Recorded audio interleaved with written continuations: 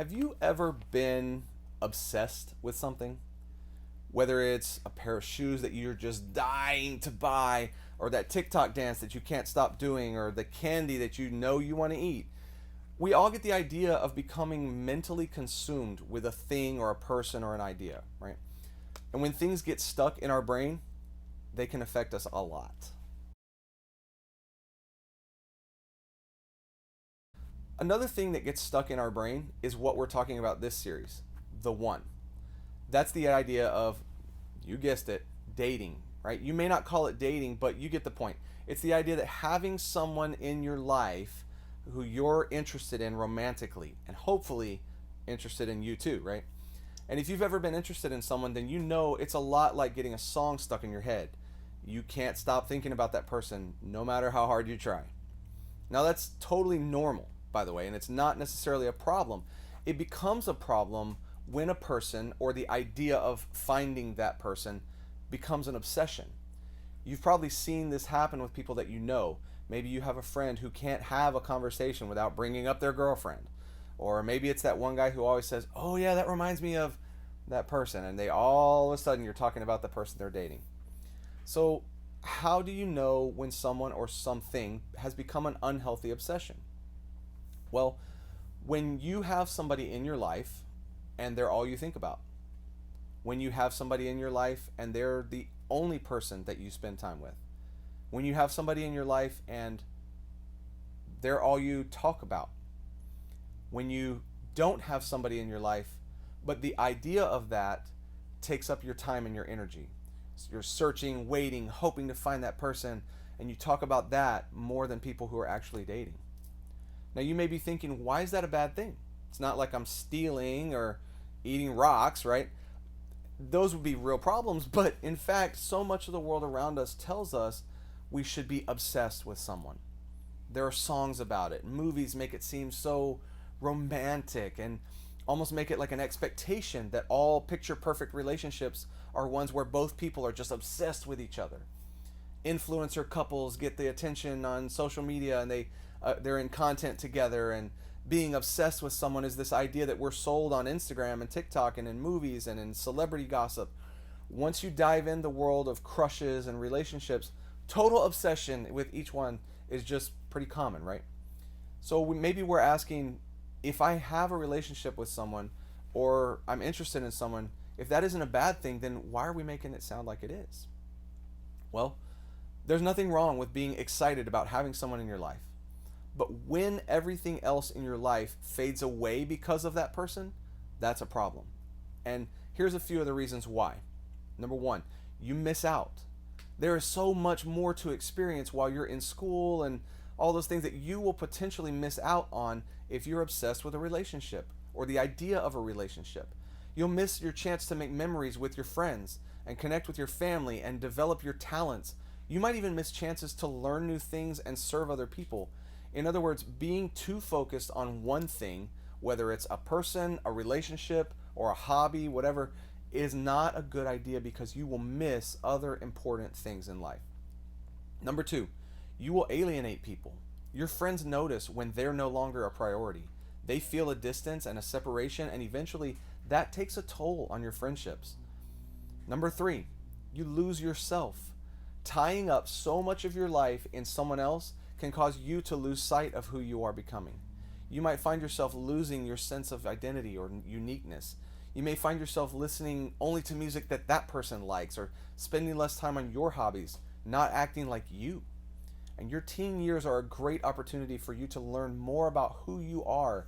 And if you're wrapped up in someone else, you may not get a sense of who you are apart from the person you're in a relationship with or want a relationship with. And look, there's no judgment here, right? It's easy to become obsessed, but we want you to live a full life, and an obsession causes you to miss out on that. So the question is, what do we do about it? You can't not care about someone if you care about them, right?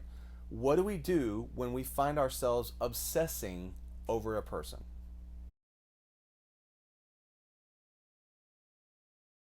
We're going to go back to the book of Proverbs today, the same book we looked at last week, and we're going to read something else that King Solomon did.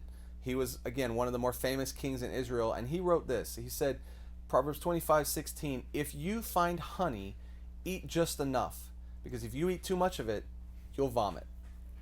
And you're hearing that and you're probably thinking, exactly, if I hear my friend say one more thing about that girl, I am going to vomit, right? Solomon nailed it. But the wisdom Solomon is trying to pass along here is different. It's about the idea of moderation. Moderation. He's saying if you get too much of something, even a good thing, it has the potential to turn into a bad thing. So where's the line? Where does good become too much? Well, to figure that out, we're going to look at another passage written by the Apostle Paul. He wrote most of the New Testament, and he saw his whole purpose in life as telling other people about the love of God and encouraging them to live in a way that modeled that love. Paul wrote a letter to the Ephesians, which many scholars believe was more like a public speech, maybe, that he delivered than to an individual person. It was a general encouragement that people from all backgrounds could apply to their lives, and that includes us. Now, one more thing before we look at Paul's words. Paul did not live in a dating culture. He and his friends did not exist in a world that had prom and dating apps and being friend zoned. Although his passage doesn't specifically address dating, the truth that comes from it can be applied here, okay? So it gives us something to do with what Solomon wrote earlier in history. And this is how Paul starts off. He says, Ephesians 5, verse 15, be very careful then how you live, not as unwise, but as wise. Paul is basically saying, look, pay attention to how you're living your life. Don't just let life happen to you. As you choose how you live, wise is better than unwise, obviously. And using words like wise and unwise when it comes to dating is perfect, because having a significant other in your life isn't necessarily always as easy as right or wrong. In fact, the truth is, choosing to date or not is more about wisdom. Wisdom is deciding between right and wrong, but it's more than that. It's asking what is best. If your parents have told you you can't date, that's a different story. But most of the time, dating decisions are rarely about is that person good or bad, and more about are they good for me, and are they good for me right now? That's a big deal. So Paul is encouraging his audience, pay attention to what you do. Do your best to make the best, wisest choice. And that principle can be applied to anything: friendships, school, schedules, screen time habits, etc., etc. The sake of today's conversation, here are some questions you need to ask yourself when it comes to dating. The first one is, at what point does a healthy interest in someone, or the idea of dating, become an unwise obsession? And if that point is somewhere between interested in someone and obsessed with someone, where am I currently? Paul goes on and he says, making the most of every opportunity because the days are evil. That's Ephesians 5, verse 16. And maybe you're asking, are the days evil? Was Paul talking about like a zombie apocalypse? Like what? No, actually, in the original language, the word Paul uses here means annoying or difficult or time consuming. In other words, your time gets taken up by so much stuff that you have to do anyway, right? We have to make the most of what we have left. Paul is referring to a tendency to waste time in unwise ways.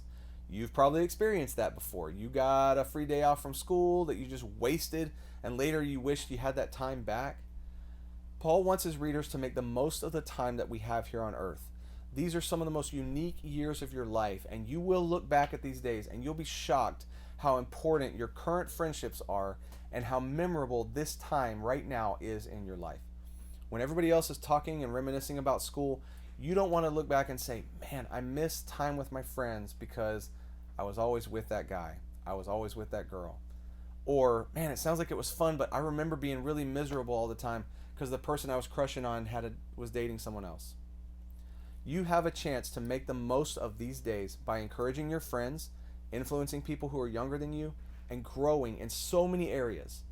Another person you're dating or obsessing over should not hold you back from doing those things. In other words, God has a plan for your life right now.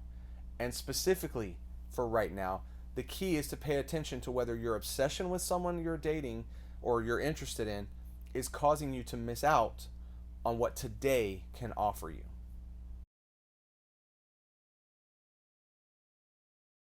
To summarize Paul's words in the context of dating, here's one way to think about that. To make the wisest choice with the time you have, don't make anyone your everything. Now, that's not a knock on a person that you're interested in, because they're probably great.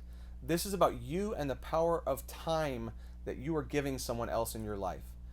Is dating something you can do with part of your time and part of your attention? If so, awesome. If someone you're dating has become your everything and your dating life is holding you back from the rest of your life, it may be time to rethink some things. So here's what that looks like. If you're currently in a relationship, don't abandon the rest of the world around you. If we are going to be wise about our relationships, we have to live life in a way that prioritizes all our important relationships. Don't ditch your friends. Don't bail on your family. Don't lose interest in the things that you used to enjoy. You were a whole person before this person came into your life. So don't lose other parts of yourself because of them. Get back to the things that used to make up your world and get back to being you. If you aren't dating someone, stop thinking life can't be good until you start dating. I get it. It can be difficult. You feel like everybody else has a date to prom and so everybody has someone to post cute photos with, but you don't need another person to make you whole or to have a great high school experience. Go be you. Do things you like to do. Hang out with people you enjoy. If you meet someone along the way, great. But don't spend life waiting for them to show up or for your crush to notice you. There's way too much that's awesome about life to not enjoy it because you were wishing you were in a relationship.